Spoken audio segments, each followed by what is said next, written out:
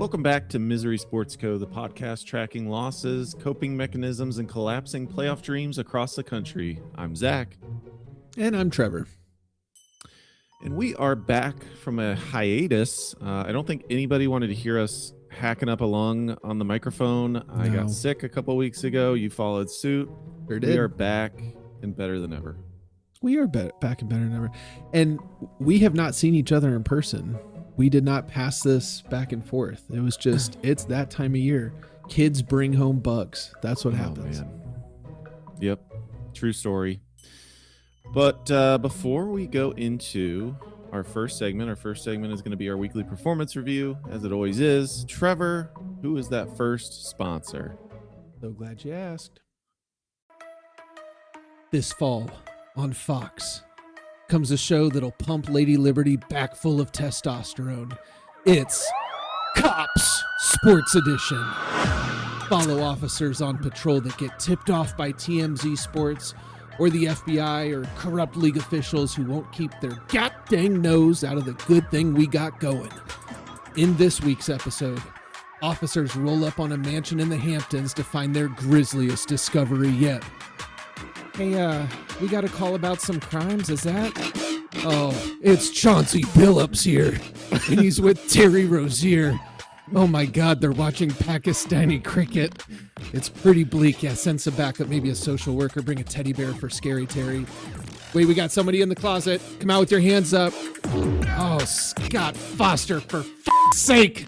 It's Cops Sports Edition.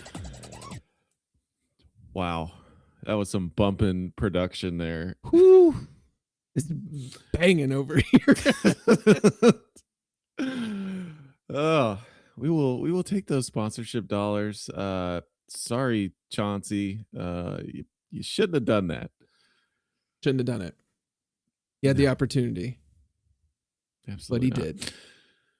All right, well, jumping into our weekly performance review. So each episode, we take a look at some of the teams that we support, even looking at some teams that we've covered at Misery Sports Co. in previous episodes. Trevor, what have you got for us this week? Well, it's another magical time of year. Isn't it crazy that the NFL can monetize just giving us their schedule? It's insane how well they do staying relevant, but today was NFL's schedule release time. Very exciting time. All of the social media teams do fun stuff. The Titans did a pretty fun one where they went up and tried to find lookalikes for the different teams. It's very visual. Won't go over it here, but look it up. They did well. And I just want to say that on October 25th, it is the MSC Bowl. Zach, you and I have been talking about going to see the Browns and Titans for years. I think a decade, at least a decade, if not more.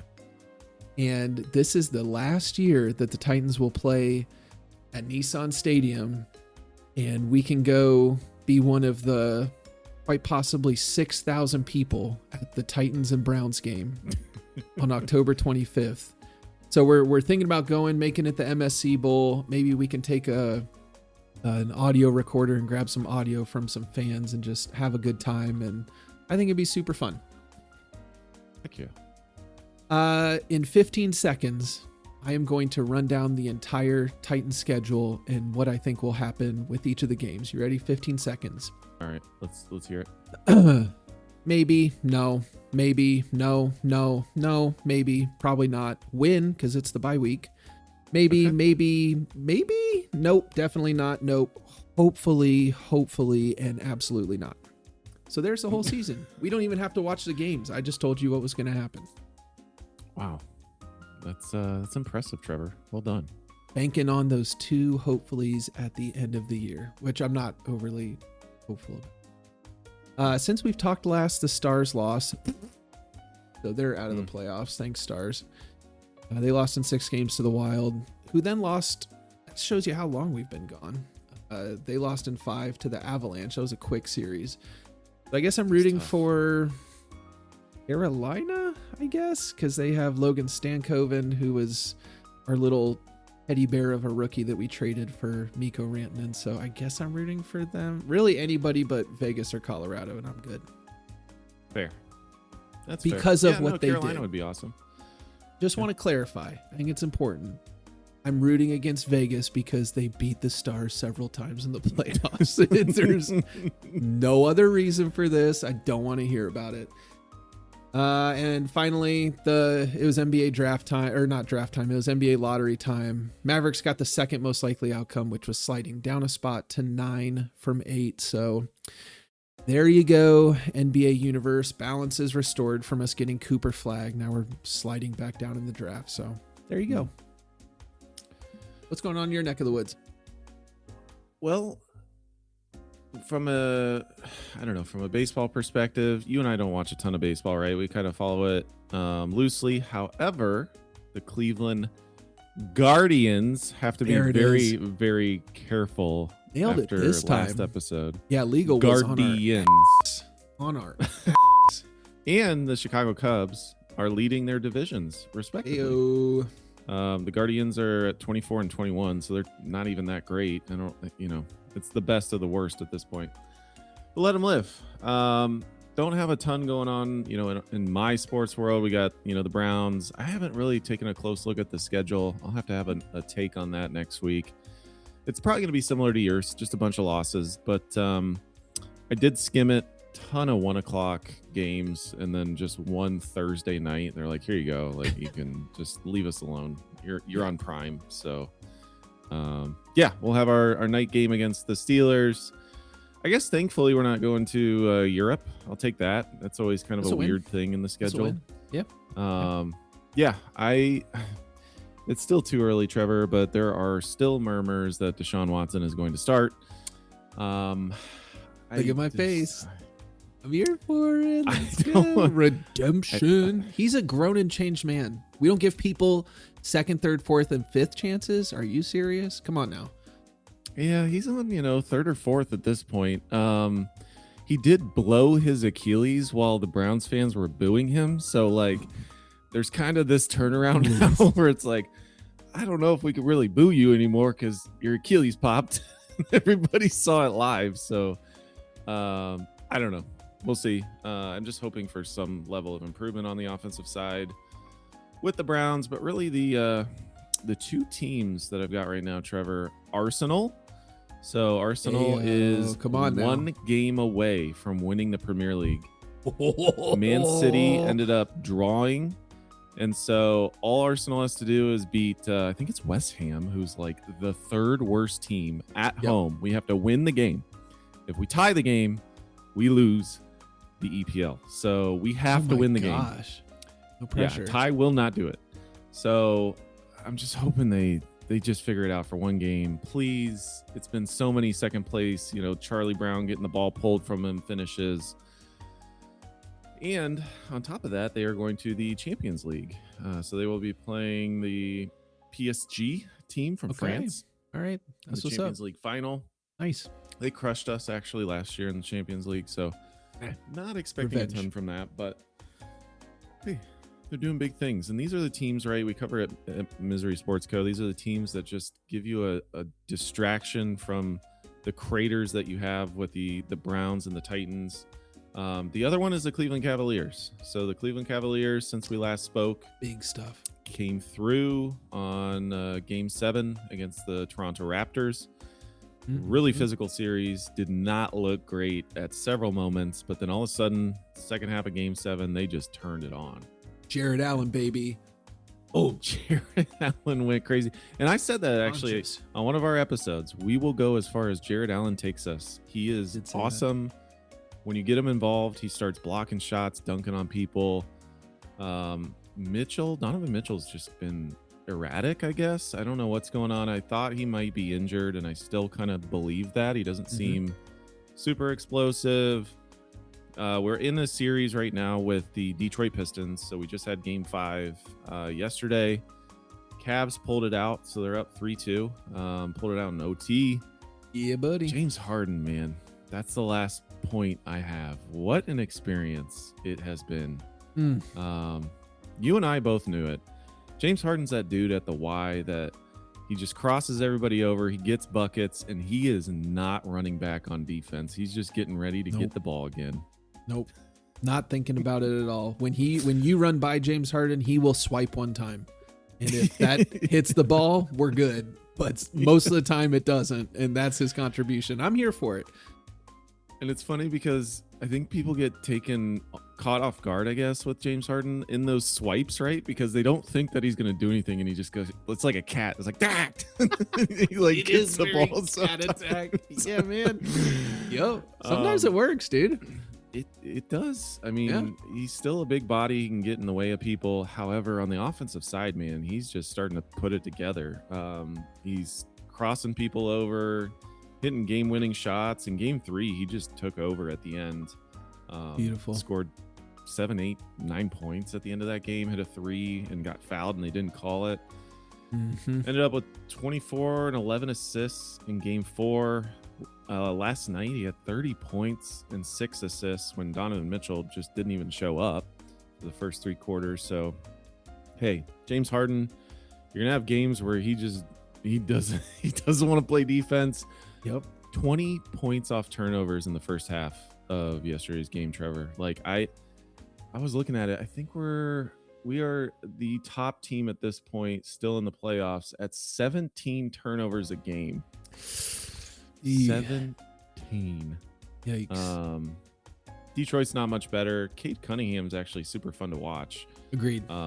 It's the first time I've really seen him like on a deep dive and seen him in multiple games, but he's entertaining. It's been an entertaining series, and we'll see if we can pull it out on Friday. It's fun to have one of our teams making a run, because otherwise it looks bleak. We need this Cavs ride to keep going. I need something in my life. I mean, I know we got Arsenal too, but man, I just need something. Dark days. We're almost into that off-season wasteland where it's just baseball. And that's it. You start watching like ESPN The Ocho, looking for that. What was that? That dude that could throw the beanbags, the cornhole. Okay, all right. Could be anybody. We'll never know. He was pretty good. We're actually going to step away quick for a message from another one of our partners who continues to believe in this organization more than we do at times. Thank you, Trevor. Have you ever screamed, "That's a travel," at a 5th grade basketball game with enough passion to frighten nearby grandparents? Then you need the Youth Hoops Reality Awareness Program, because no scout has ever said, "We discovered him during chaotic elementary school rec league play."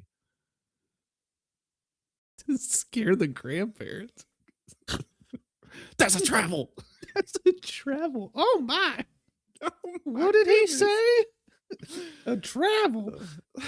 Oh. Yeah, thank you. This is a very important program for our community. And I don't know if I've mentioned this to you on or off the pod, but I have been assistant coaching our oldest, his soccer team. And honestly, the best part about it is being on the other end of the field away from the parents. Because like my wife will be like, "Oh my gosh, did you hear that mom or that dad who was just kind of screaming the whole time?" And it's like, no, it was great. The other side of the field's super quiet. I love it over there.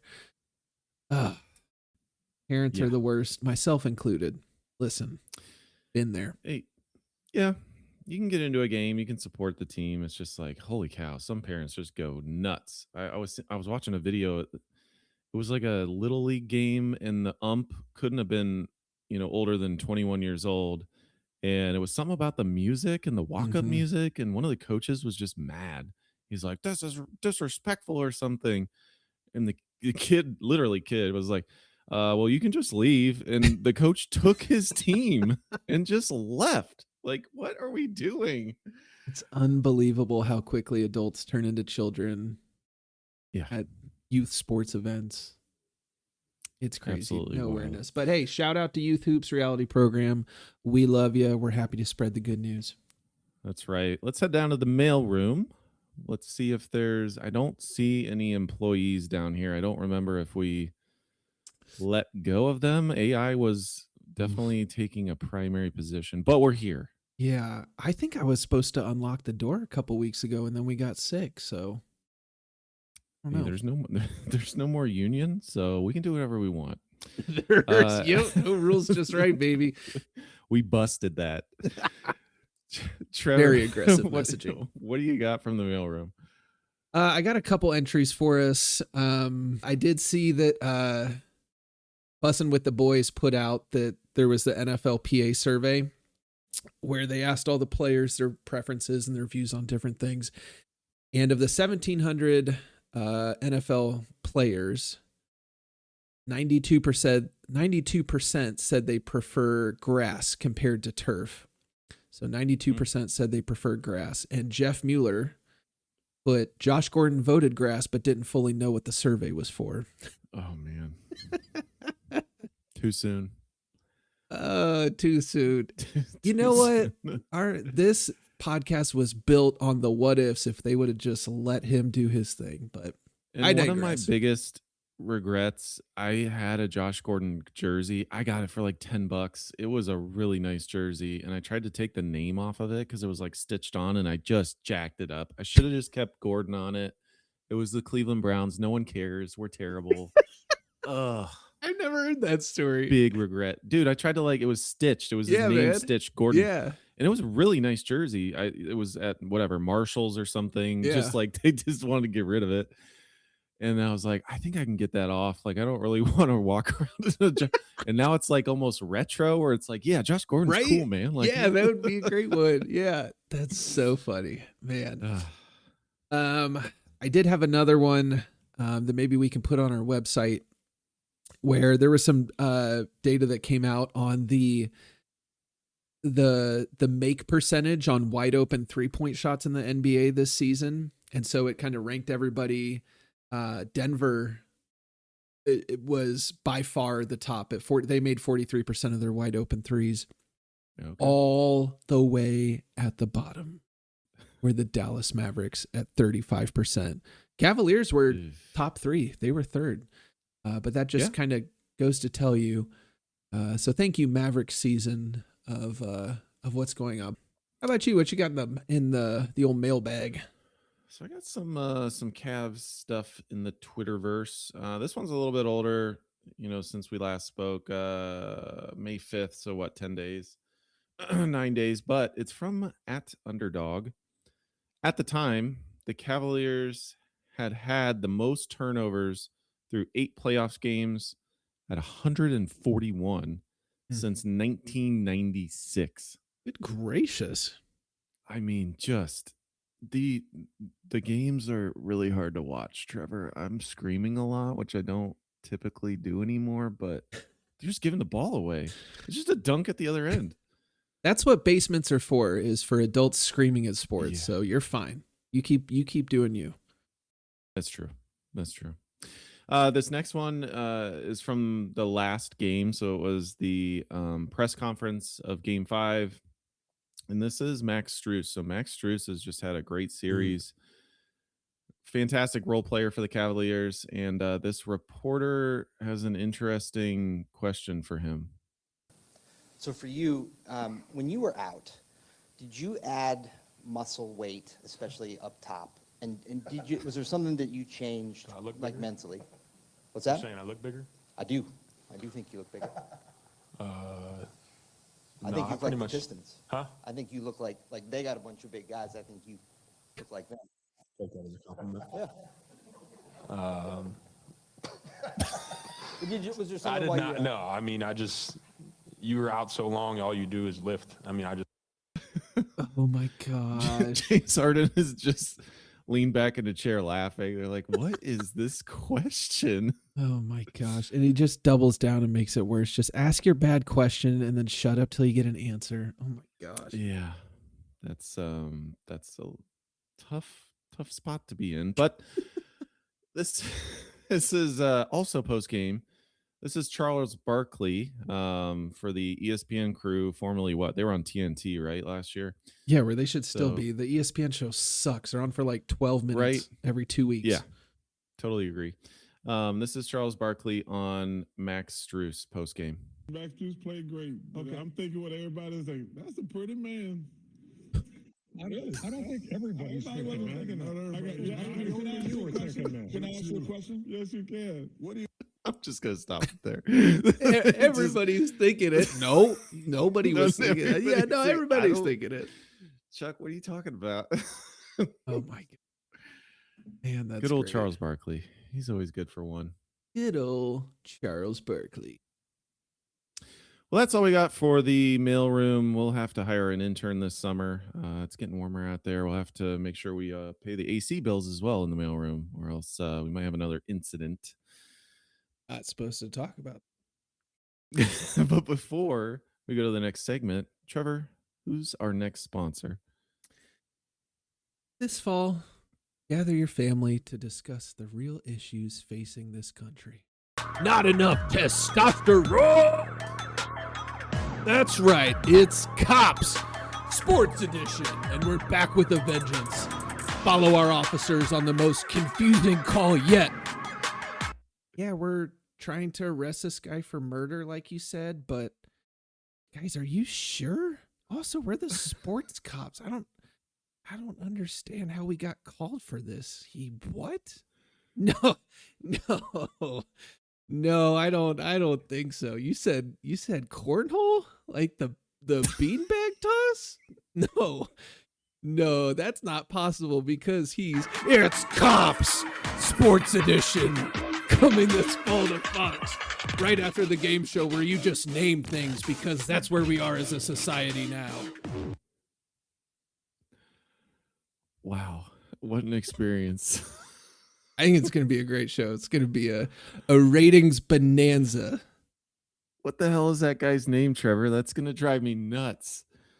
I hate that I looked it up. Hang on. Shoot.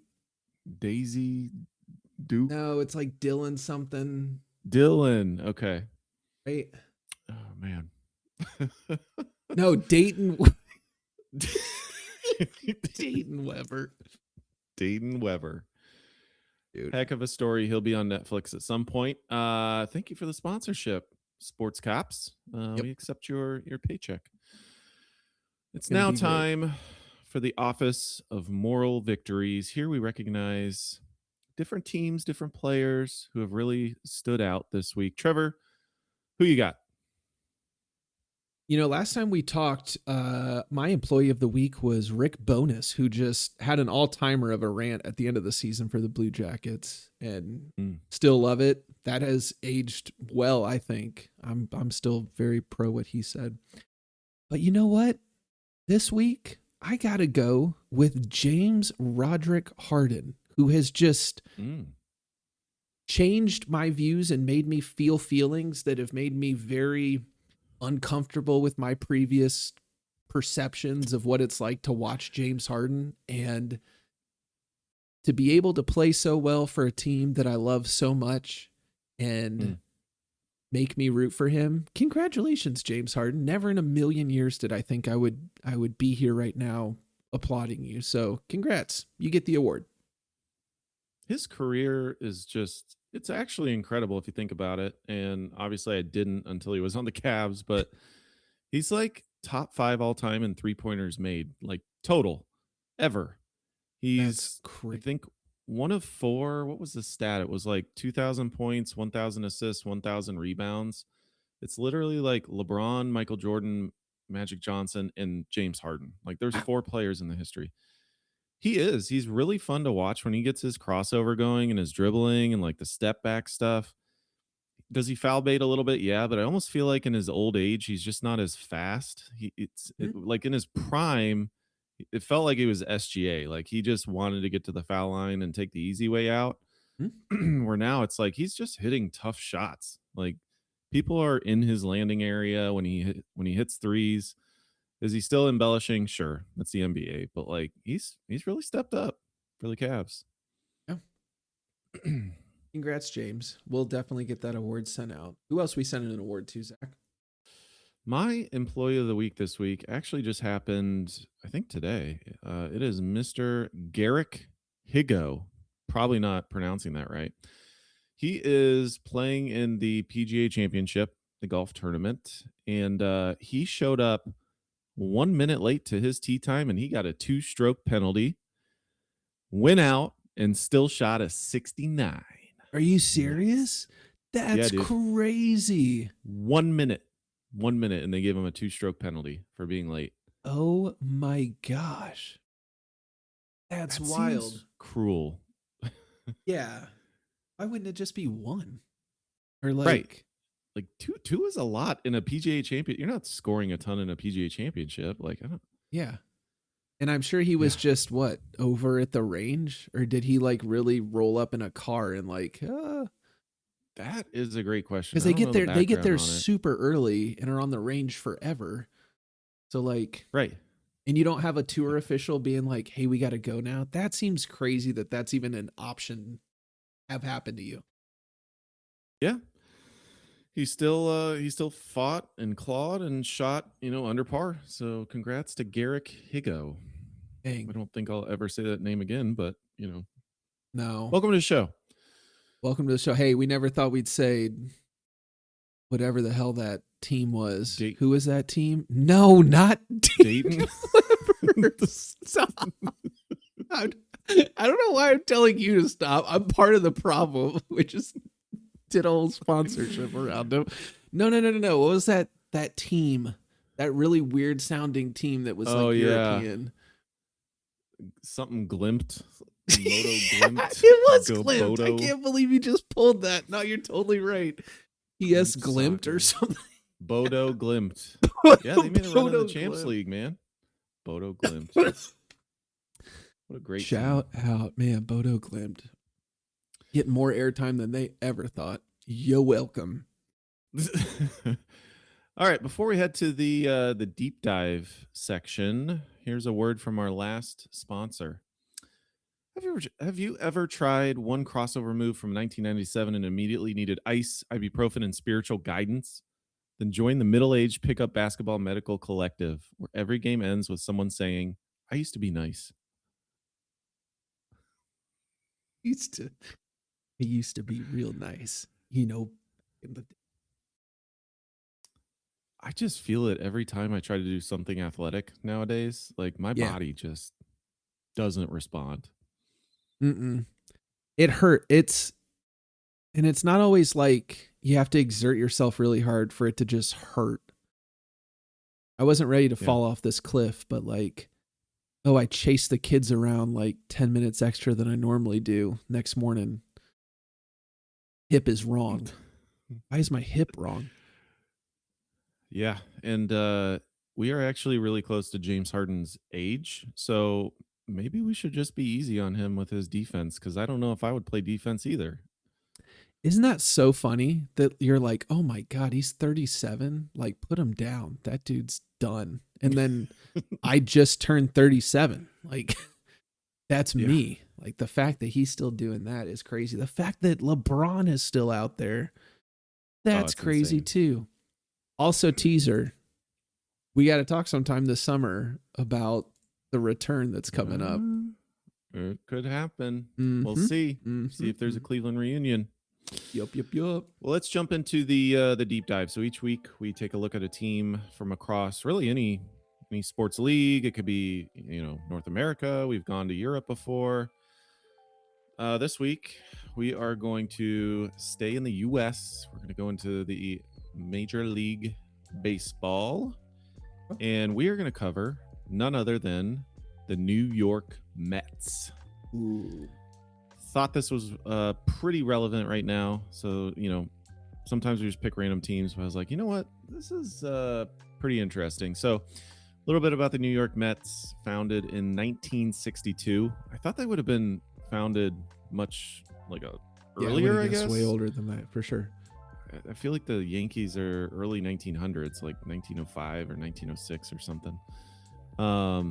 2 championships. So they won in 1969 and they won in 1986. Have you heard much about their 1986 baseball team, like and on the field? But have you heard stories? Because I'm going to share some. I don't think so. No.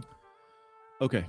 It was absolutely bonkers. It was drug fueled. Hell yeah. One of their pitchers, his last name's Darling. He wrote a book about it.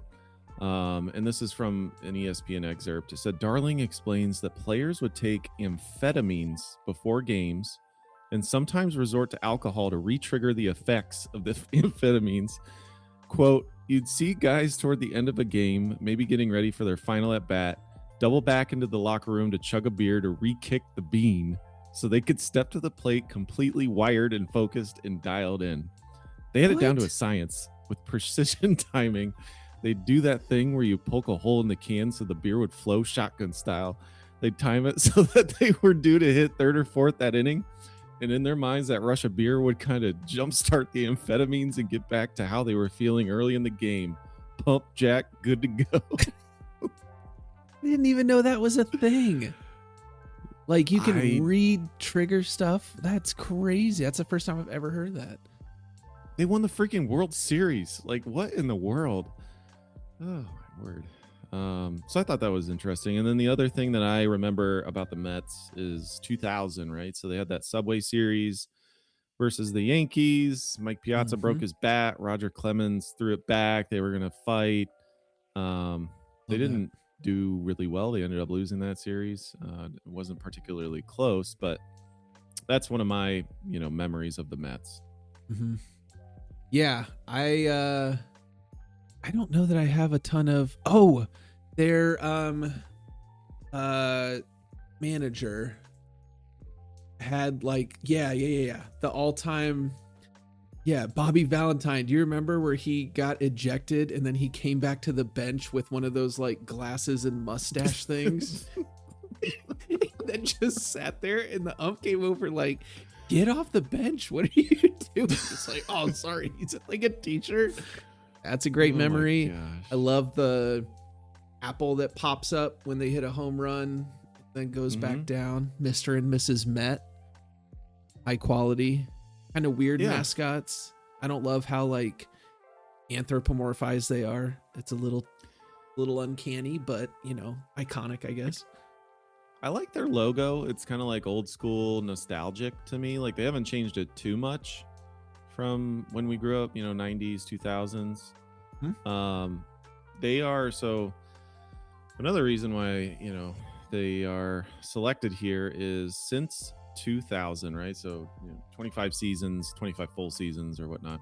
Yeah. 6 playoff appearances and darn near 500 2,059 wins to 2,049 losses during that time period. Wow. Currently, they are dead last in their division at 18-25, and they have the second highest payroll in Major League Baseball, behind only the Yeesh. Dodgers. Ooh. Absolutely crazy. I know they took Lindor from Cleveland a few years ago, but they assembled a super team, and it has not been put together. Yeah, that's man, to spend so much money. I mean, it's one thing if like, you're the Pirates and you can't convince your owners to spend the cash around Skeens, but like when you are trying and you've got all this money out there and it's not coming back. Another thing I think of with the Mets is there was a series with the Cubs in the playoffs. And it was around the World Series time. So I don't know if it was like in 15 or 17, like one of the bookends of it. But their third baseman, David Wright, just had one of those like superhuman series where you like, what are you going to do? Like you go up against one guy and it's weird for it to happen in baseball. Like I remember in the Rangers one, Adolis Garcia had like one of the greatest series of all time. Well, 2 of them really in the World Series and against the Diamondbacks. And then when you go up against that, you're just like, and he's not even a pitcher. It's not like he's a shutdown pitcher. He's a freaking third baseman. But every time he came up, so I kind of have some tough feelings with the Mets, but they're welcome here. You lose games. They you're are, welcome and here. you hit the nail on the head. It's super frustrating when you have an owner that will spend the money. I mean, the Browns, I feel, have an owner that will spend as much money as humanly possible to win a game, and it just doesn't come together. Especially in baseball, like money talks. There's no cap, and you're getting to the point where you're at the top of that spending, and you're not seeing anything. as a fan, I feel for them, especially not only that, but then you also have the Yankees shadow, right? They always have success. Absolutely. You just can't get out of that shadow. Yep.